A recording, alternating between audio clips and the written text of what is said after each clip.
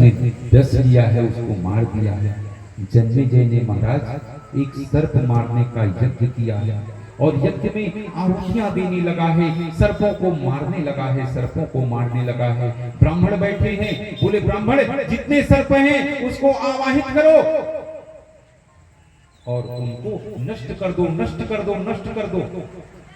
आहुतियां हो रही हैं, सैकड़ों सर्प मरने लगे हैं, स्वाहा होने लगे हैं, स्वाहा होने लगे हैं। परंतु महाराज तक्षक नहीं आ रहा है। जन्मेजय ने पूछा है कि तक्षक कैसे नहीं आ रहा है, तो जो पंडित लोग बैठे थे वह कह रहे हैं कि तक्षक अभी इंद्र के सिंहासन को पकड़कर बैठ गया है, इस कारण वो सिंहासन को छोड़ नहीं रहा है। जन्मेजय कहता है तो फिर इंद्र के साथ आवाहन करो, इंद्र को भी इस अग्निकुंड में भस्म कर दो। तुरंत आवाहन हुआ है महाराज, इंद्र के साथ तक्षक को ब्राह्मण आवाहित किए हैं और इंद्र और तक्षक अग्निकुंड में गिरने ही वाले हैं महाराज कि ब्रह्मा जी पहुंच गए हैं और तक्षक को समझाया है। तक्षक को नहीं, किसको समझाया है? जन्मेजय को समझाया है। जन्मेजय को समझाया है कि तुम तक्षक को नहीं मारो, बोले इसलिए मत मारो कि यह सब निमित्त था। तब फिर देवताओं के समझाने पर जन्मेजय माना है महाराज और फिर जन्मेजय ने राज्य को किया।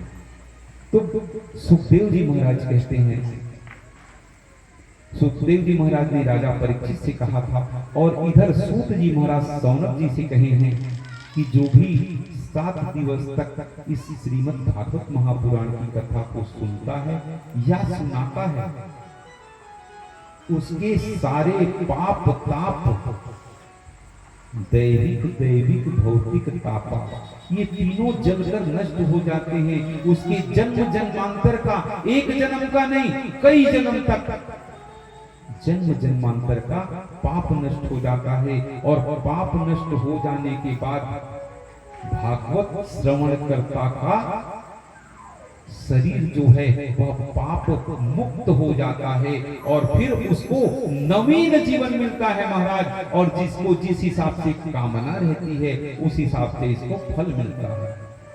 भगवान से जो धन चाहता है उसको धन देते हैं, भगवान से जो विद्या चाहता है उसको विद्या मिलती है, जो ज्ञान चाहता है उसको ज्ञान मिलता है।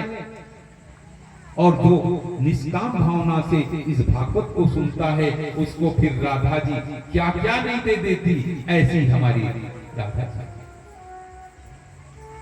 तो इस प्रकार से 7 दिनों तक आपने भी श्रीमद् भागवत महापुराण की इस सुंदर कथा को श्रवण किया और इस सुंदर कथा को श्रवण करने का और आप सभी को सुनाने का व्यास गद्दी से मैं आप लोगों को जो श्रवण करवाया हूं, मेरा भी परम सौभाग्य है और आप लोगों का भी परम सौभाग्य है। और